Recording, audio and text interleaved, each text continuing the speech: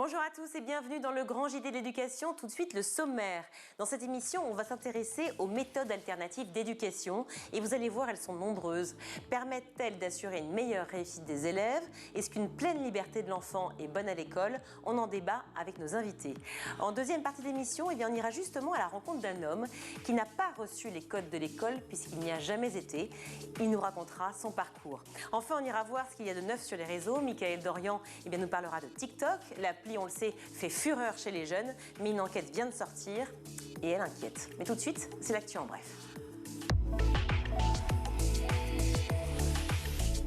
Alors en plein scandale Orpea, un maire des Hauts-de-France propose de créer du lien entre les anciennes et les nouvelles générations. Bonjour Virginie, oui, alors que la question de l'accompagnement des personnes âgées est sur toutes les lèvres à Barlin, dans le Pas-de-Calais, on ne manque pas d'idées. Le maire souhaite intégrer une école maternelle au sein d'un EHPAD afin d'allier, je cite, le bien vieillir et le bien grandir. Le projet sera présenté aux parents d'élèves au mois de mars et les travaux devraient donc débuter au printemps. 2 classes, un dortoir et une cour de récréation vont être aménagés. Une trentaine d'élèves de la petite à la grande section seront concernés pour une 60aine de résidents de l'EHPAD. Va-t-on faire tomber le masque dans les écoles? On attend toujours que le ministre de l'Éducation nationale se prononce sur le sujet. Alors que Jean-Michel Blanquer planche encore sur un allègement du protocole sanitaire du côté des enseignants, beaucoup attendent une simplification des mesures, mais d'autres appellent à la prudence. Si le masque pourrait ne plus être porté dans les cours de récréation des écoles primaires, la fin du masque en classe ne devrait pas être pour tout de suite. Dans le reste de l'actualité, les enseignants handicapés adressent une lettre ouverte au ministre de l'Éducation nationale. Ils sont 300 professeurs handicapés à avoir signé cette lettre ouverte, délaissés, discriminés, parfois harcelés, voire poussés à la démission. Ils se qualifient, comme je cite, les oubliés de l'éducation. Ils réclament aujourd'hui l'instauration d'un dialogue et une prise en charge de leurs besoins. Ce mercredi, Jean-Michel Blanquer était à Saint-Denis pour fêter l'anniversaire des concerts de poche. L'association créée en 2005 et dirigée par la pianiste Gisèle Magnan utilise la musique classique comme levier d'insertion et de cohésion sociale. Reconnue d'utilité publique, elle est l'un des partenaires du plan choral mis en place par l'Éducation nationale qui vise à développer les chorales sur le temps scolaire. 88% des collèges sont concernés aujourd'hui. Et puis la ville de Poitiers qui va devenir un laboratoire pour la transformation numérique de nos écoles. Alors qu'une convention a été signée entre les rectorats de Nouvelle-Aquitaine, le conseil régional et départemental, le réseau Canopé et le SPN, le réseau des professionnels du numérique, c'est à Poitiers, sacrée capitale de l'éducation par Jean-Michel Blanquer lors des états généraux du numérique pour l'éducation, que la transformation numérique de l'école commence. Ce serait sympa qu'on aille les voir quand même. Bah oui, je crois qu'avec School TV, ça mérite. On va prendre un billet de train direction Poitiers. Exactement. On termine avec un livre sur l'architecture des lycées d'Île-de-France. Un ouvrage publié par la région Île-de-France qui invite à redécouvrir près de 40 établissements franciliens retenus pour recevoir le label ACR, Architecture contemporaine remarquable. Quand l'architecture rencontre la pédagogie, tout un programme décliné au fil du temps depuis les premiers lycées impériaux implantés à Paris, amplement diversifiés au XXe siècle, exportés au-delà des limites de la capitale en petite et grande couronne. Leur architecture n'a cessé de se transformer pour s'adapter aux évolutions pédagogiques. Merci pour toutes ces infos, Mickaël Dorian. Vous restez avec nous. Si l'école telle qu'on la connaît aujourd'hui n'était pas la meilleure pour s'épanouir et pour réussir, que valent les méthodes alternatives qui existent? On en débat tout de suite avec nos invités. Et pour en parler justement, je suis ravie d'accueillir sur ce plateau Marguerite Dorvilien. Bonjour. Bonjour. Merci d'être là. Vous êtes assistante du directeur de l'École Heureuse à Paris. Exactement. Ça en dit long, ça en dit long. Et j'accueille également par Skype Émile Lemaine. Bonjour, est-ce que vous m'entendez ? Bonjour, oui, je vous entends très bien. Ravie de vous accueillir aussi. Vous êtes professeur des écoles. Vous avez écrit un livre qui s'appelle « L'école autrement, mon tour du monde des pédagogies alternatives ». Et je vais forcément rebondir sur les 2 titres en question. Le premier, c'est l'école heureuse. Bah oui, forcément, ça pose bien le débat. On aimerait que ce soit un pléonasme, école heureuse. Mais est-ce qu'aujourd'hui, justement, vous considérez que les enfants ne sont pas heureux à l'école ? Justement, on a voulu démontrer que c'était possible, parce que c'est vrai quand on entend le mot école et heureuse, on a du mal à les associer. Et pourtant, on a réussi à faire en sorte que les élèves dans notre établissement soient vraiment heureux. Donc, vous partez du principe qu'en fait, on n'est pas heureux dans une école classique. Pas forcément pas heureux, mais on peut être mieux, on peut être... Je vois que vous êtes mesuré dans vos propos. Peut-être que dans une dizaine de minutes, je vais réussir à pouvoir débloquer le discours. Bon, ok, j'ai compris. Enfin, clairement, on pose le sujet. Émile Lemaine, pareil, l'école autrement. Pour vous aussi, il y a une vraie question qui se pose. C'est un sujet. Vous vous rejoignez tous les deux, finalement. Alors, effectivement, je pense qu'on peut être heureux dans l'école traditionnelle, l'école classique. Mais ce qui est sûr, c'est qu'il y a des gens qui ne le sont pas. Et alors, bon, moi, je ne vais pas forcément attaquer l'angle du côté du bonheur particulièrement, mais en tout cas, ce qui est sûr, c'est qu'on peut s'épanouir sans doute un peu plus qu'on le fait actuellement dans le système éducatif traditionnel, qu'il soit public ou privé. Et français, car j'insiste sur français, puisque vous avez fait un tour du monde, enfin un tour du monde, pardon, un tour d'Europe, pardon, 21 pays, c'est ça à peu près? Je crois que vous avez... Des écoles aussi en dehors de l'Europe, notamment en Nouvelle-Zélande, aux Émirats Arabes Unis, au Canada. Donc ça marchait, mon tour du monde alors. Mais c'était effectivement des pays qui étaient quasiment tous de culture occidentale. Et quel est l'exemple d'une école justement différente qui vous a le plus marqué? Ce qui m'a le plus marqué positivement, c'était une école en Nouvelle-Zélande qui s'appelle la Haut-Tafiti Unlimited Discovery, qui est située à Christchurch et où les élèves peuvent travailler sur leurs projets personnels. Donc il y a un aspect où on prend vraiment en compte l'individu et on essaye de permettre aux élèves d'identifier ce qui leur plaît, ce qu'ils aiment et d'avoir des méthodes pour travailler sur un projet au long terme. Et il y avait tout un aspect collectif qui était important dans cet établissement aussi et qui, moi, me parlait beaucoup puisque j'étais assez intéressé par tout ce qui était pédagogie coopérative qu'on trouve en France, dans les écoles publiques, notamment avec des enseignants des méthodes Freinet. Ah oui, les méthodes Freinet. Alors on va parler, il y a beaucoup de méthodes effectivement qui existent. Juste, quel âge avaient les enfants qui avaient accès à cette méthode-là en Nouvelle-Zélande? Ça allait de 6 ans à 18 ans, puisqu'il y avait une école primaire et une école secondaire. D'accord. Et coopératif, ça veut dire quoi? Coopératif, je rebondis sur ce terme-là, ça veut dire quoi exactement? Ah, on a perdu la liaison. On va la retrouver. Je vais en profiter pour rebondir sur l'école heureuse. Émile Lemaine va revenir avec nous forcément, mais c'est aussi les joies d'Internet. Mais dans quelques secondes, il va revenir. Justement, l'école heureuse, on parlait avec Émile Lemaine de ce qui se passe en Nouvelle-Zélande et dans plein d'autres pays du monde. Est-ce que vous aussi, en créant, donc avec tout votre collectif de l'école, vous avez réfléchi, pensé, regardé ce qui se passait ailleurs? C'est vrai qu'on a essayé de trouver une méthode qui convenait aussi bien aux professeurs qu'aux élèves. Donc on a un petit peu pioché, mais c'est vrai qu'on a vraiment créé, je pense, certaines choses. Peut-être qu'on ne voit pas ailleurs, parce qu'il suffit que quelqu'un à côté ait eu la même idée. Mais c'est vrai qu'aujourd'hui, l'école heureuse, elle a une spécificité bien à elle. Alors c'est laquelle justement? Décrivez-moi la différence. Alors, dans notre école, déjà, il y a une flexibilité. C'est vraiment le mot qui nous représente, parce qu'on fait le collège et le lycée.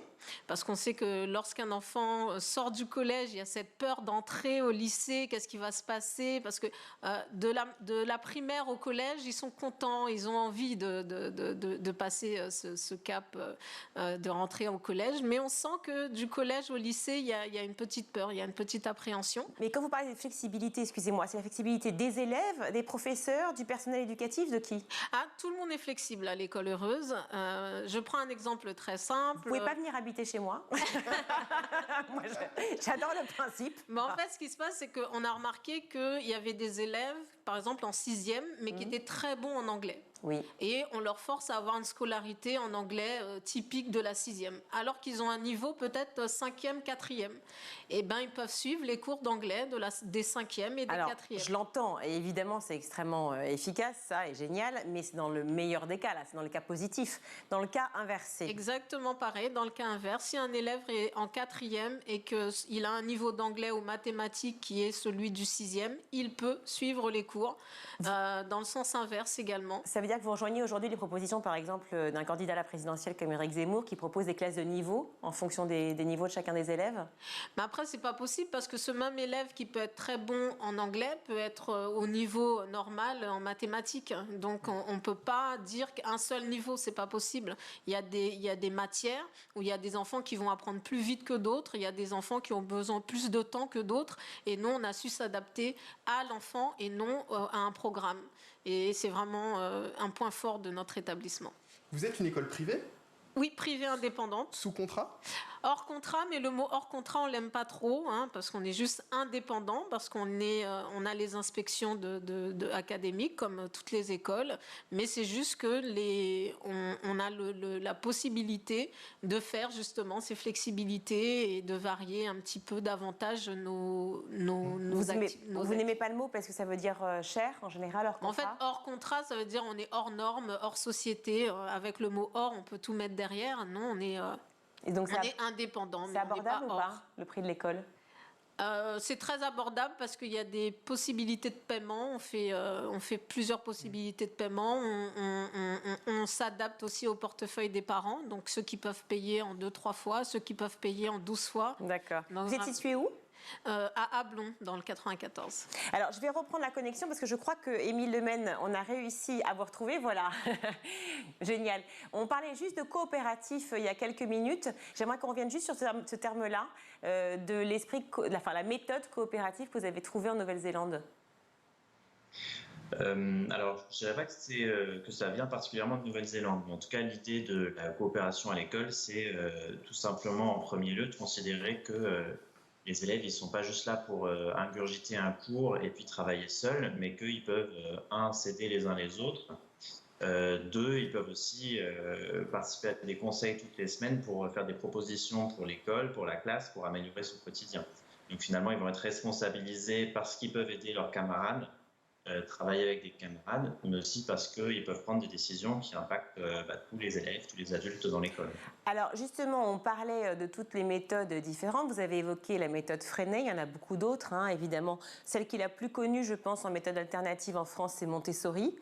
Mais il y en a évidemment d'autres, Neil, Freinet, Greenberg, Atwell, Stern d'ailleurs, et on aura la chance de recevoir André Stern tout à l'heure en plateau. Mais je voudrais qu'on parle... Si on fait un petit tour, j'ai l'impression, mais peut-être que c'est une vague impression d'une journaliste qui ne s'est pas suffisamment renseignée, mais qu'on est beaucoup sur un endroit où on prône le libre choix des enfants. Est-ce que c'est vrai? Est-ce que c'est souvent le cas? Est-ce que c'est une véritable alternative, Émile Lemaine, par rapport à ce sujet? Ce qui est sûr, c'est que dans les grands mouvements de pédagogie alternative, que ce soit Montessori ou les écoles démocratiques, on revient vraiment sur l'aspect du choix de l'élève. Maintenant, ça prend des formes très très variées. Par exemple, sur Montessori, le choix il porte essentiellement sur le rythme qu'on souhaite donner à ses apprentissages, mais finalement, les élèves vont apprendre à peu près les mêmes choses, c'est-à-dire essentiellement des maths et du français, si on est en France. À l'inverse, dans les écoles démocratiques, là, le choix il est très très très large puisque les élèves choisissent ce qu'ils font toute la journée. Dans d'autres écoles, le choix, c'est je vais avoir des méthodes pour construire mon projet. Et donc, il y a un cadre qui est assez strict et ferme, mais dans lequel chacun peut ensuite s'épanouir en travaillant seul ou à plusieurs. Et je dirais que le choix, ce n'est pas quelque chose de central dans toute cette pédagogie, parce que par exemple, dans les écoles Waldorf, Steiner, oui. Là, le choix n'est pas central. Ce qui est central, c'est de pouvoir travailler des compétences qui ne sont pas présentes dans les écoles classiques. Par exemple, des travaux manuels, beaucoup plus d'art aussi que dans les écoles classiques. Mais il n'y a pas de choix. Tous les élèves font la même chose. D'accord. Donc, si on parle des écoles qui prônent le libre choix, la liberté, en fait, de chacun des élèves, est-ce que c'est un bien, en fait? Parce que de laisser un enfant choisir ce qu'il a envie de faire, ça peut...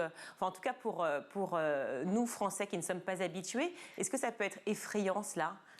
Après, pour répondre à votre question, c'est que l'école est faite pour les élèves. Alors, je pense que c'est important qu'ils soient au centre de toute chose. Parce que si on vient à l'école et en fait c'est des pions qu'on manipule à droite et à gauche, pour nous c'est pas intéressant. Donc tout tourne autour de l'élève et même la relation qu'ont les professeurs avec les élèves aussi, pour nous c'est très important. Parce que dans les écoles classiques, entre guillemets, lorsque les cours sont finis, tout est fini. Alors qu'à l'école heureuse, même après les cours, on peut envoyer un mail à son professeur. Il peut prendre un temps aussi sur visio pour répondre à l'élève s'il y a quelque chose qu'il n'a pas bien compris. Mais dans les écoles normales aussi, par exemple, il y a une application qui s'appelle École Directe, où on est en lien permanent avec ses professeurs dans beaucoup d'écoles. Il y a des activités périscolaires dans les écoles dites classiques, je veux dire, privées ou publiques en France. Donc qu'est-ce qui différencie de l'école heureuse? Non, c'est vraiment la relation qu'il y a avec les élèves. Déjà, nous sommes des classes à petit effectif. 8, 10, vraiment, c'est le maximum. On ne veut pas plus. Il y a même certains cours où ils sont que 3 ou 4, vraiment parce qu'en plus, ce qu'on a remarqué, c'est que plus on est beaucoup, plus certains se cachent. Et quand on est à 3 ou à 4 ou à 5, tout le monde participe. Et on est beaucoup plus en confiance aussi, en petits groupes, pour participer, pour dire les choses. Mais alors, dans l'absolu, je veux dire franchement, je fais un peu l'avocat du diable, mais dans l'absolu, on adorerait tous finalement, je pense autant professeurs que parents qu'élèves, avoir des classes de 5, 10 élèves. Ça paraît assez évident. Si on n'arrive pas à le faire, c'est aussi une question de budget, c'est une question de place, c'est aussi une question de recrutement de profs. Qui sont les profs qui viennent vers vous? Bah justement, les profs qui sont un peu fatigués de faire des cours et ne pas vraiment voir le résultat de ce qu'ils font. Parce que dans l'école heureuse, on a plus de temps. Ça paraît un peu paradoxal parce que les cours durent que 45 minutes contrairement à 1 heure, mais en 45 minutes avec moins d'élèves, on fait plus de choses qu'en 1 heure avec 31. Et les professeurs prennent plus de plaisir parce que l'élève a compris. En fait, on sent qu'ils finissent leur journée en étant satisfaits de ce qu'ils ont apporté. Est-ce que finalement, et là je m'adresse à vous deux, Marguerite d'Orvillien et Émile Lemaine, finalement le problème peut-être de toutes ces méthodes alternatives d'éducation, c'est pas finalement le fait qu'elles soient pas accessibles à tous justement sur le plan du budget et du prix que ça coûte? Après, maintenant, c'est vrai qu'aujourd'hui, comme on nous met, comme on dit, hors contrat, on n'a pas de subvention. C'est vraiment l'école c'est l'argent qui rentre dans l'école qui paye les professeurs, qui paye les locaux, qui répond à tous les besoins financiers de l'école. Mais hors contrat aussi parce que l'éducation nationale ne veut pas reconnaître ces méthodes d'éducation? La question est pourquoi ne sont-ils pas prêts? Est-ce qu'ils en ont peur? Parce que en fait, pour pouvoir faire une école comme la nôtre, on ne peut pas se permettre avec 31 élèves. Même pour l'État, je pense que ça peut être compliqué pour eux. Parce que ça voudrait dire au moins pour une seule école, il faudrait qu'ils en ouvrent 5.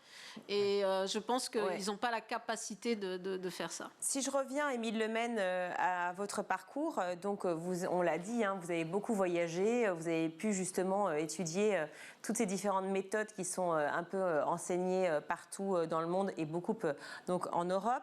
On l'a vu, on a parlé de liberté de choix, on a parlé d'acquisition d'une différentes méthodes, mais vous, une fois que vous avez fait ce long voyage, qui a duré combien de temps déjà? Il a duré 7 mois. 7 mois, voilà. Vous êtes revenu et vous avez décidé, c'est ça, d'être professeur des écoles? C'est ça, j'ai décidé de passer le CRPE donc pour être professeur des écoles dans l'enseignement public, dans l'Académie de Paris. Et vous, parce que ça paraît à la fois, je comprends très bien, et à la fois il y a un petit côté un peu paradoxal, parce que avec toutes ces méthodes que vous avez rencontrées, vous êtes quand même dit, ah, je vais revenir dans le système français, parce que vous avez dit, c'est moi qui vais révolutionner le système français. À quel moment vous avez voulu vous remettre dans les pattes du système français après avoir vu tout ça? Alors, je me suis surtout dit, pas que ça serait moi qui révolutionnerais le système français. Et pourquoi pas? Mais que surtout, avant de taper trop fort sur le système français public, il fallait aussi vivre le système français public en tant qu'enseignant. Et donc, moi, ce qui m'intéressait particulièrement, c'était de voir ce qui peut se faire dans des écoles publiques qui sont accessibles à tous et pour un coût qui va être finalement celui qui est déjà payé par l'État. Et donc, d'ailleurs, lors de mon voyage, moi, ce qui m'intéressait, c'était de voir des écoles qui étaient publiques. Donc, en Nouvelle-Zélande, l'école dont je parlais, c'était une école publique, c'était une école qui accueillait le même nombre d'enfants dans une classe et par enseignant que ce qu'on a en France. Et je trouve que c'est un peu triste presque de dire que en fait, une école où on est heureux et où on peut s'épanouir, c'est une école qui serait finalement réservée à une élite financière. Eh bien oui, justement, c'est la question qu'on se pose avec l'école heureuse. C'est bien pour ça qu'on aborde le sujet du budget.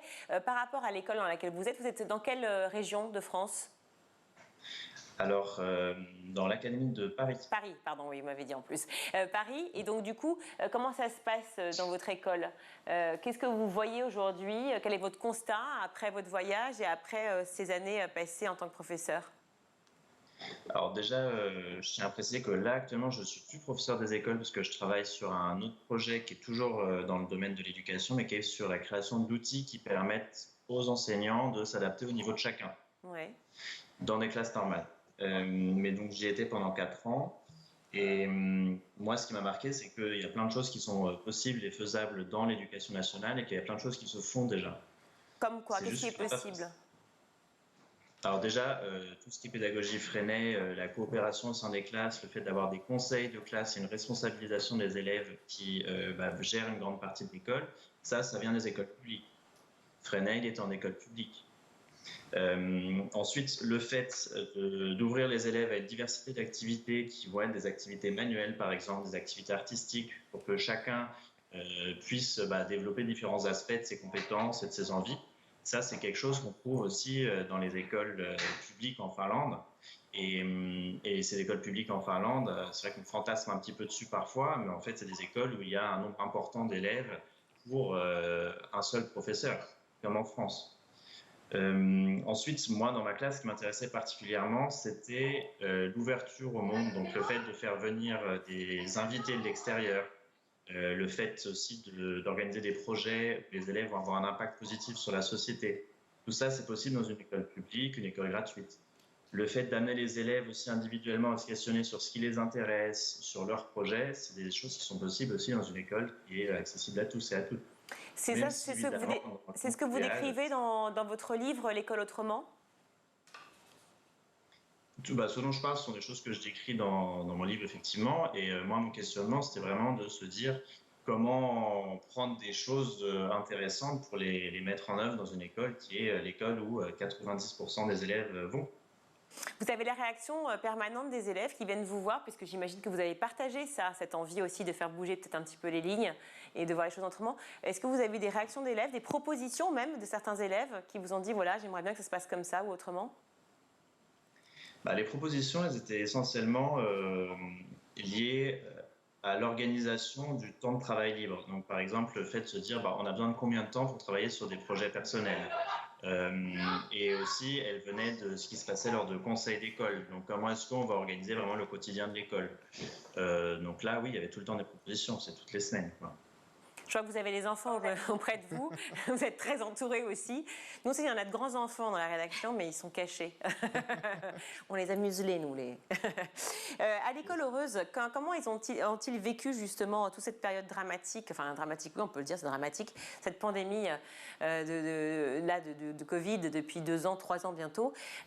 Comment ont-ils réagi? Est-ce que justement le fait d'être dans des petites classes, des petites structures, par petits groupes, est-ce que vous avez pu davantage leur parler? Est-ce que vous êtes resté tout le temps ouvert? Comment c'est passé? L'école heureuse est tout le temps ouverte. Donc pour ce point-là, il n'y a aucun souci.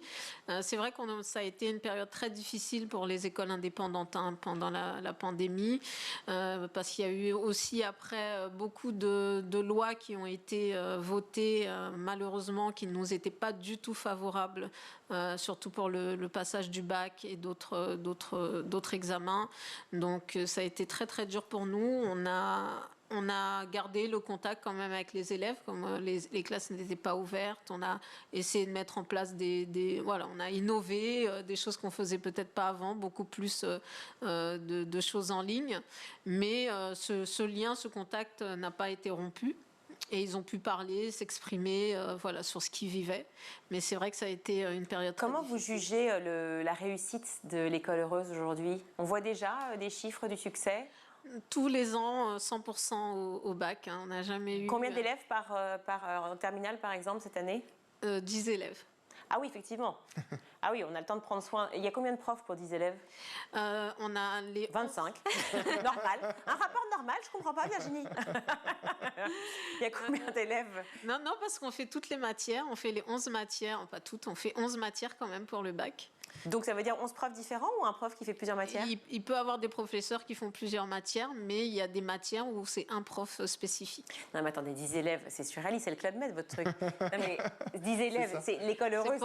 C'est pour le bac. Mais comment... vous pouvez donner le prix d'une inscription, s'il vous plaît? Chez nous, c'est 4 000 € l'année. Ah oui, c'est un sacré budget quand même. 4 000 € l'année. L'année. Oui, l'année, j'ai bien entendu. Heureusement, c'est pas le mois. Quand on s'appelle l'école heureuse, j'imagine qu'on fait régulièrement des enquêtes de satisfaction auprès des élèves pour savoir si... des élèves et des parents. Auprès des élèves et des parents. Oui, oui. Parce qu'on l'a appelé l'école heureuse, mais ça aurait pu être les professeurs heureux aussi, les parents heureux aussi. Donc je pense que c'est tout... Quand on dit l'école, c'est vraiment toute une structure, tout un groupe qui est heureux, parce que les professeurs, on le ressent bien, leur présence, leur assiduité. Ils renouvellent avec nous chaque année. Ils sont... Et vous modulez régulièrement, vous faites des changements en fonction de ces enquêtes? Oui, parce que c'est important pour nous de savoir ce qui fonctionne et ce qui ne fonctionne pas. On essaye de s'adapter aussi aux demandes des élèves. Les élèves participent vraiment à l'évolution de l'école. Émile Lemène, forcément une petite réaction, parce que vous qui prenez le public, 4 000 € l'année l'école avec 25 profs pour 10 élèves, c'est formidable. Hein. On aimerait tous avoir ça pour nos enfants, mais enfin bon, ça paraît quand même compliqué, évidemment à réaliser. Une réaction par rapport à ça? Il y a toujours un problème de budget pour les écoles que l'on veut meilleures pour nos enfants? Alors moi, je ne suis pas foncièrement contre le fait qu'il y ait des écoles privées hors contrat qui existent, Bien dans sûr. le sens où elles sont hors contrat parce que si l'État ne les finance pas forcément. Après, c'est sûr que ça serait peut-être pas soutenable, ça je suis pas sûr d'être le plus à même pour y répondre, d'avoir si peu d'élèves par enseignant. Non, ma question est celle-là en gros. Est-ce qu'on peut faire mieux, encore mieux, et donc autrement, si je veux paraphraser votre livre, avec peu ou pas d'argent? Oui, l'école qui m'a le plus inspiré, c'était une école publique dans un quartier qui n'était absolument pas favorisé. Et c'était une école qui accueillait des populations pas favorisées du tout. Donc, c'est une école où les enfants étaient performants et c'est une école aussi où les élèves étaient heureux, respectueux les uns des autres. Et donc, je pense que c'est possible de faire autrement sans forcément dire qu'on a besoin d'une classe avec 10 élèves pour un prof. Par un recrutement des professeurs et du personnel éducatif qui soit extrêmement motivé, qui ait peut-être une ouverture sur la psychologie et la philosophie de l'éducation?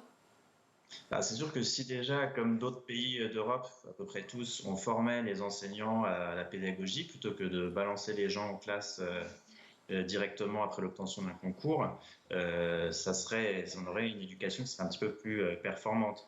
Mais je pense qu'il y a aussi des freins au niveau de l'institution qui font que dans certaines circonscriptions, certains endroits, c'est un peu plus difficile de faire ce qu'on veut en classe que dans d'autres circonscriptions. Moi, j'ai eu beaucoup de chance aussi.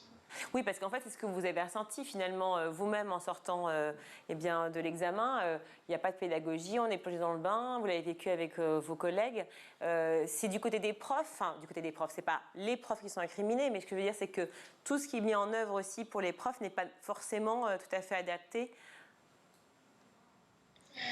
Forcément, si on met quelqu'un qui a juste un concours qui est basé essentiellement sur des connaissances en français, en mathématiques, si on met cette personne en classe directement et en plus dans un endroit qui n'est pas forcément avec un public facile à gérer, on n'a pas les meilleures conditions pour que cette personne soit hyper créative et soit un pédagogue hors pair. Donc on ne facilite pas la tâche aux individus. À un moment, il y a le système qui doit changer pour que les individus soient mieux formés et se sentent aussi assez libres pour tester les choses en classe, quoi. Aussi pour qu'ils connaissent des méthodes qui sont pratiquées dans des classes qui parfois ne sont pas très loin de chez eux. Parfois, on n'a pas besoin d'aller en Finlande ou en Nouvelle-Zélande pour trouver des choses très intéressantes. Mais par contre, c'est sûr que dès l'instant qu'on dit que ça vient d'un autre pays comme la Finlande, tout de suite on s'y intéresse plus que si ça vient de Mons-en-Barœul par exemple ou Morsan-sur-Orge. Merci beaucoup d'avoir été tous les deux avec nous. Restez toujours avec nous, puisque dans un instant, on recevra André Stern, musicien, auteur, journaliste. Il a grandi en dehors de toute scolarisation. Oui, il va nous raconter son histoire juste après la pub.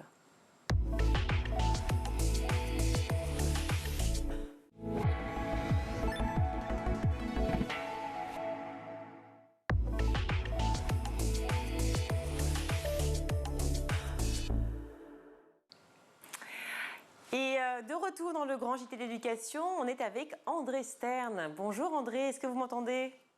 Je vous entends, bonsoir. Bonsoir, ravie de vous accueillir sur School TV. Merci d'être avec nous. Je dois avouer que vous m'impressionnez, franchement. J'ai lu beaucoup de... Non, mais je le dis, clairement. J'ai lu beaucoup de choses sur vous et vous êtes absolument passionnant. On va faire découvrir à tous ceux qui nous regardent. Vous êtes musicien, vous êtes compositeur, vous êtes luthier, vous êtes auteur, vous êtes journaliste. Je crois même que vous êtes directeur d'un théâtre. Est-ce vrai ? D'une compagnie théâtrale. D'une compagnie théâtrale, encore mieux. C'est tout l'aspect créatif, justement. Et tout cela... sans jamais avoir été à l'école. Alors, il y a une phrase qui m'a frappée. Vous avez dit « Nous n'avons rien à apprendre à l'enfant ». Vous comprenez que ça puisse surprendre, ça ? Oui, j'imagine, mais c'est peut-être aussi parce qu'on a un gros malentendu sur la notion d'apprendre. On a confondu depuis toujours apprendre et apprendre par cœur. Et c'est un malentendu parce que c'est deux actes complètement différents. Je dirais que apprendre tel que nous le comprenons n'est pas une chose que nous faisons, mais une chose qui nous arrive. Et si c'est une chose qui nous arrive, nous n'avons rien à enseigner à l'enfant, puisqu'il est fait pour absorber le monde. Il est fait pour ça. Réfléchissez à comment vous avez appris votre langue maternelle. Vous l'avez apprise sans leçon, sans enseignement, sans plan, sans progression prévue. Vous l'avez fait d'une manière complètement personnelle, à un moment qui vous était individuel. Et pourtant, c'est la chose la plus difficile que fera le cerveau humain de toute notre histoire, apprendre une langue maternelle. Donc ça veut dire que nous avons une aptitude à l'acquisition d'informations, peut-être parce qu'il y a une petite chose à dire sur comment fonctionne notre capacité d'apprendre. Mais donc, si vous reportez si vous reportez cette capacité à apprendre une langue maternelle sur tous les autres domaines, ben vous verrez que nos enfants n'ont pas besoin de nos mesures pédagogiques, ce qui ne veut pas dire qu'ils n'ont pas besoin de nous, mais ils n'ont pas besoin de nos mesures pédagogiques pour absorber le monde. Alors, vous faites référence par exemple à la langue maternelle que j'ai apprise, en l'occurrence. Moi, je l'ai apprise avec des sons, la langue maternelle. Je l'ai apprise avec mon père, ma mère, avec l'ensemble des enseignants, puisque je suis allée à l'école dès la maternelle. Donc, je rappelle que l'école n'est pas obligatoire en France dès 3 ans, mais bon, moi, j'y étais.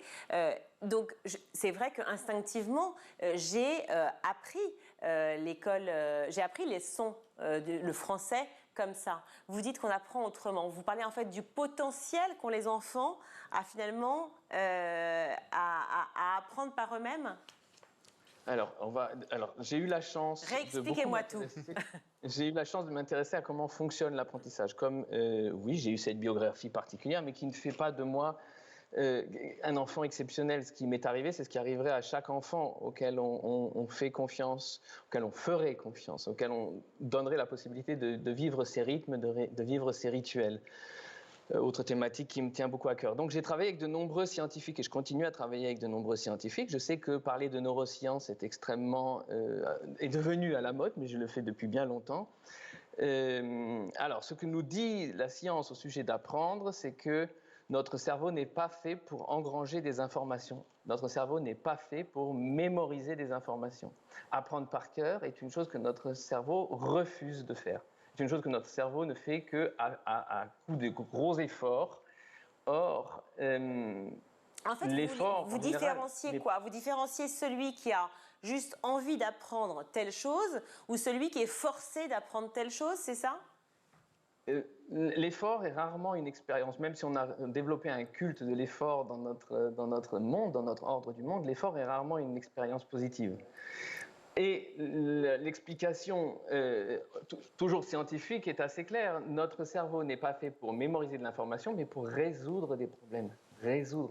C'est pour ça que depuis la nuit des temps, notre cerveau a été optimisé. Et si, à l'intérieur d'une recherche de solution à un problème spécifique, vous rencontrez des informations qui sont pertinentes et qui vous permettent de résoudre ce problème, vous allez les mémoriser automatiquement et pour toujours. Pour le dire en des termes techniques, une information active nos centres émotionnels et s'inscrit en nous. Elle n'active pas les centres émotionnels, elle entre par une oreille et elle sort par l'autre. Je suis sûr que ça vous rappelle quelque chose, car rappelez-vous que tout le monde ici a oublié jusqu'à 80% de ce qu'il a dû apprendre. Et les 20% que vous n'avez pas oubliés ce sont automatiquement 20% qui ont activé vos centres émotionnels, qui vous ont touché, qui vous ont concerné, parce que le sujet était connexe à un sujet qui vous intéressait, parce que le sujet vous intéressait, parce que la personne vous émouvait. Et c'est pour ça que vous avez, jusqu'à aujourd'hui, retenu ces informations. Alors, j'entends très bien, vous me parlez de confiance tout à l'heure par rapport à l'apprentissage, de confiance de personnes autour de vous qui vous ont fait confiance pour justement vous donner les capacités, les possibilités d'apprendre par vous-même, non pas forcé, contraint, non pas par l'effort, mais simplement par l'intérêt. Comment s'est déroulée d'abord votre enfance à vous ? C'est-à-dire que vous avez grandi dans quel coin, dans quel schéma, à quoi ressemblait une journée type ? Alors, je ne peux pas vous dire à quoi ressemblait une journée type, puisque les journées ne se ressemblaient pas. On a toujours tendance à penser... C'est rare, déjà. On a tendance à penser que, cependant, que la liberté conduit au chaos. On a une tendance à se dire, si on laisse les enfants libres de leur rythme, c'est le grand n'importe quoi qui va se manifester. Et ce n'est pas vrai. Ce qui apparaît lorsque l'enfant est confronté à une attitude générale de confiance, ce qui va apparaître très rapidement, ce sont des rythmes et des rituels qui vont offrir une structure dans laquelle va s'enraciner une vraie liberté. C'est un peu comme l'attachement qui nous donne des ailes, la structure qui nous donne une liberté. Mais effectivement, de période en période, et c'est ce que je continue à observer chez mes fils, puisque j'ai l'honneur, le bonheur d'être le papa de deux garçons grandissants. Qui ont quel âge aujourd'hui ? Le grand a 12 ans et le plus petit en a 6. Ils sont tous les deux enfants qui ne vont pas à l'école, sauf si un jour ils ont envie d'y aller, tout comme moi. Il ne s'agit pas d'un dogme, j'aurais pu y aller quand j'aurais voulu. Et ce que nous voyons, c'est que selon les périodes, les journées ont un certain visage, et selon d'autres périodes, les journées ont d'autres visages. Quand je me suis passionné pour certains sujets, mes journées en étaient parfois intégralement remplies. Et ce n'étaient pas des unités de 45 minutes, c'était des plongeons profonds. Et je vais vous dire, il y a un mot-clé à tout cela, qui est aussi un de mes grands sujets de réflexion, et d'écriture et de publication, c'est... Vous savez, on a souvent remarqué... On a longtemps cru que l'intelligence était une chose héréditaire, que la génétique décidait de notre niveau intellectuel, et puis on n'y échappait pas, parce que qui disait génétique disait hérédité, donc des parents moyennement intelligents étaient censés ne pas pouvoir donner naissance à des enfants autrement que moyennement intelligents. Qui a cru à ça ? Des hommes blancs qui ont inventé toutes sortes de choses. Ça a été énormément cru, et notre ordre du monde repose sur l'idée qu'il y a des gens nés intelligents et des gens nés moins intelligents que d'autres.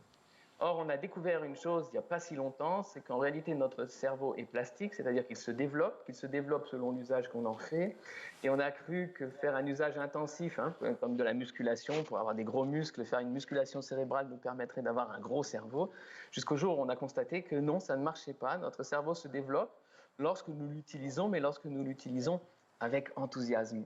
C'est ça un des mots-clés que je voulais vous livrer là, parce que l'enthousiasme, c'est l'engrais du cerveau, c'est ce qui permet à notre cerveau de prendre sa respiration et son envol. C'est ce qui nous donne des ailes, sans substance, sans boisson. D'accord, mais alors je reviens... Et cet enthousiasme, c'est vraiment l'état natif, naturel dans lequel baignent nos enfants, et qui caractériserait autant mes journées que celles de mes enfants, que de tous les enfants auxquels on fait confiance. C'est magique quand on vous entend, et évidemment on envie aussi cette idée de l'éducation et de la famille, mais vous avez grandi dans un environnement, vous le dites, enthousiasmant, aimant, bienveillant. Je crois que autour de vous, vous avez une famille qui a su vous enrichir, l'informatique, je crois, avec votre oncle, les arts notamment avec votre papa, et la musique peut-être aussi, votre mère passionnée par la romantique, donc sur l'histoire. Ça, c'est pas valable pour tout le monde. C'est-à-dire qu'on n'a pas tous la possibilité, la chance d'avoir une famille qui peut aussi se permettre et prendre le temps de développer les acquis de l'enfant. Alors je crois que là, il y a un autre malentendu. Effectivement, la première fréquentation de l'enfant, c'est les choses qui sont à la maison, mais elles sont un peu comme un air ambiant que l'enfant respire. Là où il y a un malentendu, mais il est habituel, c'est de penser qu'un enfant qui ne va pas à l'école reste à la maison. Alors ça serait la pire chose qui pourrait arriver à un enfant. Rester à la maison, dans le vase clos de la famille, c'est la garantie... d'abord d'une connaissance limitée aux pauvres connaissances, car c'est automatiquement parcellaire, du vase clos dans lequel on est, et puis socialement, ce serait catastrophique. Et ça tombe bien, parce que les enfants ont une disposition, une propension un attrait, ils ressentent un enthousiasme irrésistible pour le vaste monde et toute la diversité qu'il contient, la diversité des âges, la diversité des compétences, la diversité des couleurs de peau, des religions, des cultures, des tailles, des genres. Et c'est là que l'enfant apprend véritablement le monde. Et c'est là que l'enfant va rencontrer d'autres enthousiastes dont il va partager les enthousiasmes ou qu'il va gagner à ses enthousiasmes. Et donc, un enfant qui ne va pas à l'école, du moins dans ce que j'ai vécu et ce que vivent mes enfants, c'est pas un enfant qui reste à la maison et qu'on enseigne à la maison. Non, c'est un enfant qui se livre. Je dis juste que l'environnement vous met en prédisposition d'écoute et d'apprentissage, peu importe si c'est à la maison ou à l'extérieur. Oui, mais ça, cet environnement-là est une chose facile et qui n'est pas un privilège, parce que ça fait appel à quelque chose. Je vais vous raconter, si on a une minute, je vais vous raconter quelque chose qui va mais j'ai encore plein de questions, alors faites vite, hein, André. Non, c'est juste pour nous libérer de cette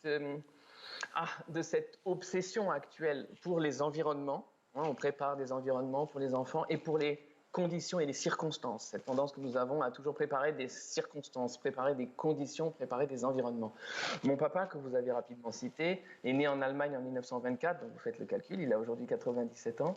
Mon papa a fui les persécutions nazies après avoir tout perdu. Lui et ses parents ont passé toutes les années de guerre dans un état de détresse, de démunition, de peur permanente, dormir dans la paille, se recouvrir de paille quand le chien aboie parce que ça veut dire qu'il y a des bottes qui s'approchent. Vous imaginez les conditions, et c'était son enfance, c'est-à-dire les conditions que nous imaginons comme étant les pires possibles pour une enfance. Et quand on lui demande comment a été son enfance, il dit merveilleuse. Merveilleuse parce qu'on était en lien, parce qu'il y avait cet attachement, parce que mes parents me donnaient ce lien, ce port d'attache affectif puissant qui a fait que cette enfance, malgré toutes les conditions, toutes les circonstances, malgré tous les environnements qui étaient les pires imaginables, la guerre, hein, la persécution nazie quand on était juif. Et ça nous donne une clé très très importante, c'est que finalement, lorsqu'on donne cet attachement, qui est une des choses basiques, hein, qui est une simple déclaration non verbale, je t'aime parce que tu es comme tu es, au lieu de je t'aime mais je t'aimerais davantage si tu correspondais plus à mes attentes, qui est le message malheureusement classique que nous communiquons à nos enfants, ce port d'attache est une chose facile à disposition de chacune, à disposition de chacun, et donc ça ne demande pas des prédispositions, ça ne demande pas des conditions, ça ne demande pas un environnement privilégié, et c'est partant de ce port d'attache puissant que l'enfant va aller dans le vaste monde à la recherche de sa propre histoire. On a peur de la précarité matérielle pour nos enfants, mais la pire des précarités pour nos enfants, c'est la précarité affective. Or, c'est un état dans lequel beaucoup de nos enfants vivent alors qu'on a préparé leurs environnements. Et oui, c'est cela, et c'est là où je voulais en venir, et je comprends tout à fait votre point de vue, évidemment. Hein. Mais pour tous ceux qui n'ont pas justement cette chance d'avoir eh bien un équilibre affectif, un véritable, un puits affectif à la maison, ils ont aussi l'école. Est-ce que pour vous, parce que ce sont deux voies, deux manières de vivre tout à fait louables, est-ce que pour vous, l'école serait castratrice? Est-ce que l'école amènerait justement, par ce souci de l'effort, par ce que vous dites si bien d'ailleurs et qui est très joli, qui est de dire « je t'aimerais davantage si tu ressemblais à ce que je voudrais que tu sois », qui est permanente. Est-ce que pour vous, ça... C'est pas l'apanage de l'école. Pardon? C'est pas... Alors, ce je t'aimerais plus si tu correspondais plus à mes attentes n'est pas l'apanage de l'école. Et pour vous répondre à votre question directement, excusez-moi de vous avoir interrompu, je ne suis ni contre l'école, ni contre le système, ni un critique de l'école. Et à aucun moment, la décision de mes parents de ne pas m'envoyer à l'école, ni d'envoyer ma sœur, ni d'y envoyer ma sœur, et notre décision à mon épouse et à moi-même de ne pas envoyer nos enfants à l'école, sauf s'ils le souhaitent, à aucun moment cette décision n'a été prise contre l'école, mais pour quelque chose. En l'occurrence, pour les rythmes et rituels de l'enfance. Parce que pour nous, il était inenvisageable, par exemple, mais c'est pour nous, de réveiller un enfant qui dort ou d'interrompre un enfant qui joue, sachant que les fameux centres émotionnels dont je vous ai parlé, on ne peut pas les activer de manière extérieure. Leur activation est intrinsèque. Il n'y a aucune activité qui permettrait d'activer ces centres depuis l'extérieur. Il y a une seule activité qui les allume, c'est jouer. Or, c'est l'activité préférée de nos enfants. Or, pour nous, il était inenvisageable d'interrompre un enfant qui joue. C'est ça les raisons qui nous ont poussé à ce choix et pas une critique de l'école. Donc, je ne pense pas que l'école est castratrice ou soit quoi que ce soit de négatif envers nos enfants, parce que je pense qu'il s'agit plus exactement, non pas d'une méthode, mais d'une attitude générale, qui est une sorte de motion de censure généralisée envers l'enfance, qui est une attitude propre à chacune et à chacun dans notre société parce que nos enfants deviennent comme nous les voyons. Si vous deviez retenir une clé aujourd'hui, c'est celle-ci, c'est la seule certitude que nous pouvons avoir. Nos enfants deviennent comme nous les voyons. Si nous les voyons comme de petites choses, ayant un besoin infini d'éducation pour devenir, eh bien, ils deviendront cela. Parce qu'ils ont cette loyauté envers nous, de traverser les douves que nous avons construites pour les séparer de nous, de les traverser pour venir s'asseoir à côté de nous, pour être avec nous et faire comme nous, c'est-à-dire poser sur eux-mêmes le regard que nous posons sur eux. André Stern, et donc, l'école, c'est plein d'autres choses aussi. Hein. C'est évidemment le fait aussi de se sociabiliser, le fait de l'ouverture sur le monde. Alors évidemment, je vous entends bien quand vous dites que de ne pas aller à l'école, c'est pas rester à la maison. Mais concrètement, comment est-ce dans les faits, comment ça peut se passer pour une famille lambda où finalement c'est quand même compliqué de ne pas mettre son fils à l'école. On peut difficilement le faire voyager, difficilement lui faire découvrir des choses à longueur de journée. C'est pas accessible à tout le monde, si vous voulez. D'abord, la socialisation, moi, parmi des pairs, P-A-I-R-S, du même âge, du même lieu, du même genre, je me permets de la craindre, cette socialisation-là. Hein. Pour moi, la socialisation, c'est une histoire grandeur nature. Les enfants sont déjà de plein pied dans le monde, avec leur appétit infini pour le monde. Et donc, je pense que si on s'en tient à l'idée qu'on va opposer des méthodes, on n'enrichira pas l'une et l'autre. Et moi, ce que je pense, c'est que quand on voit que nos enfants sont des géants des potentiels, que nos enfants sont ceux qui détiennent entre leurs mains encore le faisceau de tous les devenirs et de tous les apprentissages possibles. Nos enfants peuvent tout devenir ce qu'un humain peut devenir et peuvent tout apprendre ce qu'un humain peut apprendre. Donc on se met à voir que ce sont des géants. Je pense que ça nous permet de changer d'attitude envers l'enfant et que du coup on n'a plus besoin d'opposer école, non-école, de trouver si tout le monde le pourrait. Tout le monde le pourrait. Tout le monde qui le veut, puisque même une famille aussi démunie que l'était la mienne a pu faire ce choix-là. Mais ça ne vous met pas en marge de la société? C'est-à-dire que le fait de ne pas être à l'école, de ne pas être effectivement avec des camarades de classe. Non, mais je pose les questions que tout le monde se pose. Pardon, je sais que ça peut paraître étonnant peut-être pour vous, mais vous savez que la plupart des gens ne vivent pas forcément comme ça. Et donc c'est pour ça que ça paraît... C'est très intéressant, au contraire, et c'est passionnant. Et encore une fois, ce n'est pas contradictoire, ni dans ma tête, ni dans les mots. Bien au contraire. C'est juste pour pouvoir comprendre comment on fait pour pouvoir grandir sans avoir des camarades de classe, sans aller effectivement à l'anniversaire. Est-ce que c'est au parc, justement? Est-ce que c'est dans la rencontre, peut-être dans une exposition? Comment ça se passe?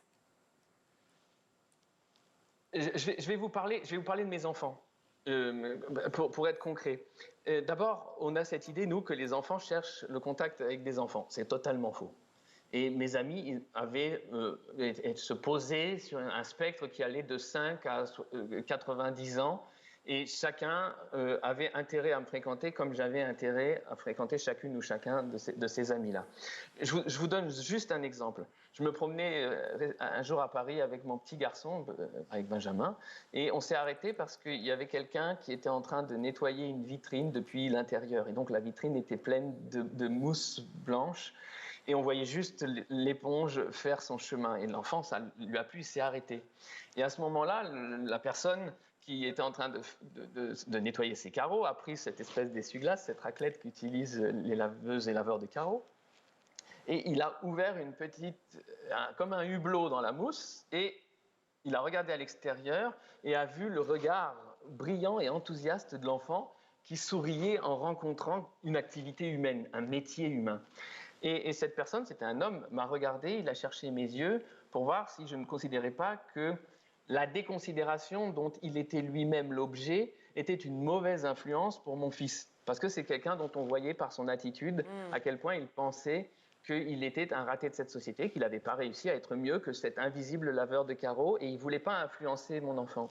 Mais ce qui s'est passé, c'est que comme il n'a pas vu de telles choses dans mes yeux, il a continué à enlever la mousse, et il s'est plongé dans le regard enthousiaste de l'enfant qui s'est mis à rire, et lui aussi s'est mis à rire. Et du coup, il a joué avec sa raclette, il a fait des parcours, et puis il a remis de la mousse, il a fait toute une chorégraphie, et ben tout l'enfant était entièrement dans sa découverte et dans son enthousiasme à rire, et cette personne, on l'a vu fleurir tout d'un coup, parce que dans le regard de l'enfant, il était quelqu'un d'admirable, et c'était nouveau dans la vie de cet enfant. J'ai compris, malheureusement on va devoir s'arrêter, André Stern, je suis désolée parce que je parlerai bien des heures avec vous de tout ça, mais on est pris par le temps.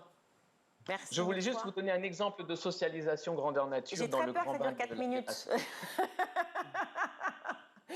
Mais je sais qu'on pourra vous retrouver. Vous pouvez intervenir dans le Grand JT d'éducation quand vous voulez. Même venez en plateau si vous êtes là, avec plaisir, qu'on puisse en discuter davantage. Parce que j'ai tellement écrit de choses, et j'ai tellement de trucs à vous dire, à vous raconter, à parler, etc. Il faut... Non, mais c'est vrai, parce qu'en fait, ce sont des constructions, des modèles, et surtout, c'est très philosophique. Donc, il faut pouvoir... décrypter tout et mieux comprendre cette vie-là. En tout cas, ça vous a réussi, manifestement. Ça a réussi aussi à votre papa, donc bravo. Je rappelle, André Stern, que vous avez... Donc, que vous êtes musicien, auteur, journaliste, directeur d'une compagnie théâtrale, que vous avez écrit un bouquin qu'on a bien vu derrière vous. C'est ça, c'est les rythmes et les rituels de l'enfant. C'est les rythmes et les rituels de l'enfant chez Marabout. Vous êtes un très bon communicant, en tout cas. Hein. Je vous prendrai avec moi avec le facial derrière. Un enfant resté enfant et enthousiaste. Merci à vous. Merci beaucoup. Tout de suite, on s'intéresse à l'appli qui fait fureur chez les jeunes. TikTok, vous la connaissez par cœur. Mais une nouvelle étude vient de paraître et elle est très inquiétante. On en parle tout de suite avec Mickaël Dorian. Alors TikTok, donc, c'est un réseau social qui plaît beaucoup aux plus jeunes. Et pourtant, il y a un sondage qui a récemment révélé que TikTok serait particulièrement nuisible pour leur sommeil. Alors Virginie, c'est le cas des écrans d'une manière générale. Vous savez qu'il est très mauvais de consulter son smartphone dans le lit avant de s'endormir, même s'il faut l'avouer, on le fait tous. Vous le consultez la nuit, votre smartphone? Moi, pas du tout. Moi, je suis exemplaire. Jamais, vous regardez jamais votre téléphone avant de dormir? Avant de dormir peut-être, mais enfin la nuit, non. Ah, bon. Enfin, d'après cette enquête réalisée auprès de plus de 2000 Américains dont je vais vous parler maintenant, 78% des participants utilisent leur smartphone pour s'endormir. Et toujours d'après cette enquête, on apprend que la palme du pire réseau social à consulter avant de dormir revient à TikTok. Les participants se seraient endormis en moyenne 1h07 minutes après avoir consulté l'application et ils ne totaliseraient que 14% de sommeil paradoxal, ce qui équivaut à peine la moitié de ce qu'on a besoin pour passer une bonne nuit. TikTok se retrouve donc sur la première marche du podium. Et concernant les autres réseaux sociaux, qu'est-ce qu'il en est? Alors, ils ne sont pas beaucoup mieux, hein, je vous rassure. Je vous le disais tout à l'heure, TikTok, 1h07 minutes pour s'endormir. 14% de sommeil paradoxal arrive juste après Instagram. Parce que vous êtes sur Instagram, pas sur TikTok, c'est ça? J'avoue. 14, Instagram, c'est 58 minutes pour s'endormir, 15,5% de sommeil paradoxal, suivi de Snapchat, 56 minutes pour s'endormir et 16% de sommeil paradoxal. Et alors, pour revenir à TikTok, pourquoi ça plaît tant aux jeunes? Ce qui plaît le plus aux enfants et aux ados sur TikTok, c'est justement le fait que l'application n'intéresse que les enfants et les ados et qu'ils restent finalement entre eux. En gros, pas de risque de contact avec d'autres membres de la famille, comme c'est désormais le cas sur Facebook ou Instagram. Autre point important, TikTok est le réseau social de la viralité par excellence. Les défis, les challenges, les concours fleurissent et les ados sont gagnés par un effet de mode, Virginie. Et puis, il y a aussi le fait que le réseau paraît beaucoup plus authentique, plus réel. Sur TikTok, pas de photos de professionnels ultra travaillés comme on peut trouver sur Instagram, par exemple. Attendez, avec tout ce que vous me dites, c'est le seul danger, le problème du sommeil sur TikTok? Alors, désolé Virginie, mais la réponse est non. Pour rappel, TikTok est un réseau social chinois créé en 2016 et qui depuis fait des émules chez les ados et les enfants. Nous, on y publie en général des clips musicaux ou humoristiques et depuis peu, de nombreuses stars y font leur apparition. La dernière en date, c'est Beyoncé, inscrite sur TikTok depuis quelques semaines seulement. Elle n'a toujours rien publié, mais est tout de même suivie déjà par plus de 2 millions de followers. Alors, elle est suivie par 2 millions, mais elle n'a rien publié. Elle n'a rien publié, il y a déjà 2 millions de personnes qui la suivent. Pas mal. C'est Beyoncé. Elle n'a pas besoin de publier en même temps, c'est pas la peine. Malheureusement, derrière tout ça, plusieurs plusieurs problèmes se posent. Contenu inapproprié, hypersexualisation des adolescents, contact avec des inconnus et bien sûr cyberharcèlement. À noter qu'en 2018, une étude de l'Institut Ipsos avait révélé que 9% des enfants de France avaient déjà été cyberharcelés. Alors, quelle est la solution justement pour que les enfants soient en sécurité? Il faut les éloigner complètement de TikTok? Qu'est-ce qu'on fait? Alors j'aimerais que ce soit aussi simple, mais souvenez-vous, on en parlait encore dernièrement sur ce plateau avec des experts. Ça ne servirait à rien d'interdire TikTok à votre enfant, ça ne serait que redoubler son envie de partager des vidéos sur la plateforme. La meilleure chose est de l'informer des dangers, de vous tenir au courant régulièrement et de vous intéresser à ses activités en ligne, ce qu'il publie ainsi que les messages ou commentaires qu'il reçoit d'autres utilisateurs. Aussi très important, vous devez insister pour que le compte de votre enfant soit privé. Alors ça, on ne le dit pas assez souvent, mais c'est super important de façon à ce que seuls ses abonnés, ses amis puissent avoir accès à ces publications. Donc c'est hyper mauvais, on dort pas, c'est l'enfer, cyberharcèlement, problème de sécurité, etc. Mais on laisse TikTok. Oui, On fait pas la guerre à TikTok. C'est ça. Surtout qu'il y a aussi de très belles choses, Virginie, sur TikTok. La semaine prochaine, je vous raconterai l'histoire de ce chanteur de 92 ans qui vit au Malawi, qui est devenu en quelques semaines, grâce à TikTok et sans le savoir, une star planétaire auprès des ados. Bon merci Mika pour toutes ces infos, surtout que TikTok, on leur a fait une secret pub en plus. Franchement, on dit que c'est une catastrophe et on n'arrête pas d'en parler. Merci Mika. Allez, tout de suite, c'est l'heure de Souvenirs d'écoliers. Cette semaine, Malika Ménard reçoit Olivier Citruc. Et quel regard vous portez sur l'école d'aujourd'hui? Moi, j'ai toujours eu cette impression. C'est pour ça que je sais pas pourquoi je dis ça. Partie des déçus de François Hollande, mais ça n'a peut-être pas de rapport. Mais François Hollande, dans mon souvenir, parlait énormément d'éducation. Et pour moi, c'est primordial. En fait, c'est vraiment l'endroit où tout est sauvable, où on peut vraiment sauver tout le monde. Et que donc, en fait, c'est l'endroit où il faut mettre le plus de moyens, d'énergie, d'argent, et pas seulement, etc., etc. Je trouve qu'on n'en fait pas assez. Je trouve que c'est pas... Je trouve qu'il n'y a jamais assez d'argent, quoi. Voilà, il n'y a jamais assez de moyens dans l'école. Moi, je me souviens, quand j'étais en 3e, en 4e, on avait des correspondants, nous, à l'époque. Je ne sais pas si ça existe toujours, ces histoires de correspondants. Et j'étais en Allemagne, et il avait école quand j'étais en Allemagne, donc j'allais à l'école avec lui, et il avait cours le matin, et l'après-midi, il était quoi, en sport, en peinture, en dessin, en je sais pas quoi, en poterie. Et je me dis, mais c'est dingue, en fait. C'est dingue, toute leur après-midi, elle était que faite de choses très très sympas. Et leur matinée, ils travaillaient. Et moi, je me disais, mais pourquoi on ne fait pas ça, nous? Je ne comprends pas pourquoi. Par exemple, nous, on n'a jamais fait ça. Donc je pense que l'éducation est évidemment primordiale. Il se trouve que je suis allé à Calais avec une association auprès des migrants. Et il y avait l'école à Calais, et il y avait écrit vraiment, une école, ça peut sauver une vie. Voilà. Et qu'est-ce qu'il faudrait modifier? Je crois déjà c'est l'histoire d'emploi du temps. Il y a vraiment un gros problème. Se calquer sur le modèle allemand, alors? Ouais. Je trouvais ça sympathique. Et je pense qu'on serait déjà un peu tous plus décontractés, de faire du sport l'après-midi et pas d'être en cours. Et puis des choses relativement simples, de mieux payer les professeurs, d'avoir des casiers pour tous les élèves quand ils arrivent à l'école. Parce que là, le plus jeune, il est encore à l'école. C'est un truc de fou. Moi, la génération d'avant, donc le grand, déjà, on disait, mais c'est pas possible ce cartable. C'est impossible de cette...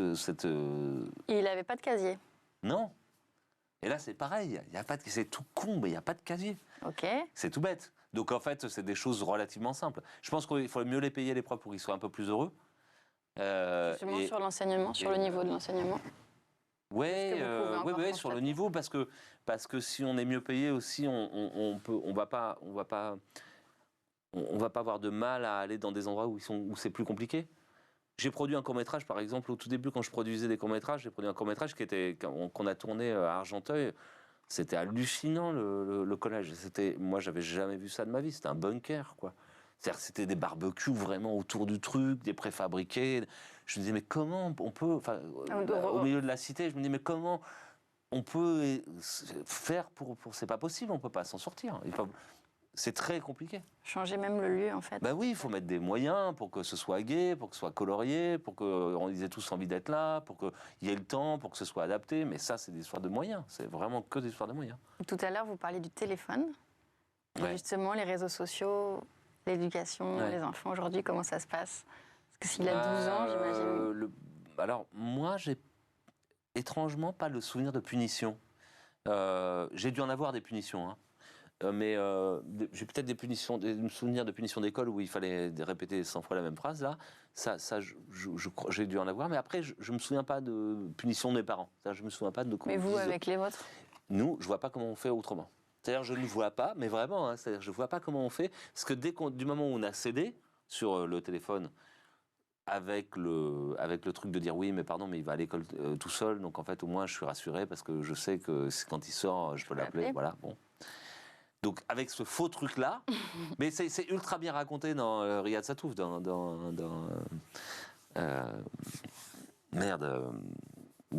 sa BD. Oh putain, j'ai le prénom de la fille qui m'échappe, Esther. Il le raconte très très bien, l'iPhone qu'absolument il faut avoir absolument cet écran. Mais du coup, ça veut dire qu'ils sont sur les réseaux sociaux? Enfin, donc ça veut dire qu'il... Ouais, alors il est TikTok, hein. D'accord, bah oui, c'est l'âge. Ouais, voilà, c'est TikTok. Je sais même pas si on peut dire réseau social. Bah si, c'est celui de sa génération. Ouais. Mais du coup, vous n'avez pas l'impression que ça prend beaucoup de temps dans la part d'apprentissage? Ça prend énormément de temps, mais c'est pour ça que je dis qu'on est obligé de mettre... Enfin, c'est pas de punition, mais de cadrer. C'est quoi la punition? C'est de l'interdire le téléphone? Ah bah si, il n'a plus le téléphone. Ah voilà. Oui, mais ça c'est un petit peu normal si on veut qu'il... Oui, mais... pour que son cerveau soit disponible. Je ne sais pas si vous avez des enfants, mais tout d'un coup, en fait, ça devient... C'est le parcours du combattant, c'est-à-dire, en fait, c'est quand il rentre de l'école, il faut vraiment s'occuper de mettre le téléphone de côté pour faire des devoirs éventuellement, ou je sais pas quoi, prendre un goûter ou je sais pas quoi, et puis surtout qu'il ne se couche pas avec. Donc, en fait, c'est un vrai... C'est une vraie complication. Donc pas le droit au téléphone pendant il faut vraiment aller les choper, aller chercher, être sûr que machin, l'endroit, qu'on le retrouve. Enfin, ça devient une espèce de vraiment parcours complexe, ce téléphone. C'est la fin de ce numéro. On se retrouve demain pour la suite de Souvenirs d'écoliers, toujours en compagnie d'Olivier Citruc.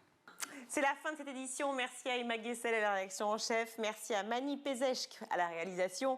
Merci à Michael Fristo au son, à Laure Edmond au make-up. Merci évidemment à Michael Dorian. The Mike. À demain. Et à demain. Vous pouvez retrouver l'édition, toutes nos éditions d'ailleurs, sur schooltv.com. À demain.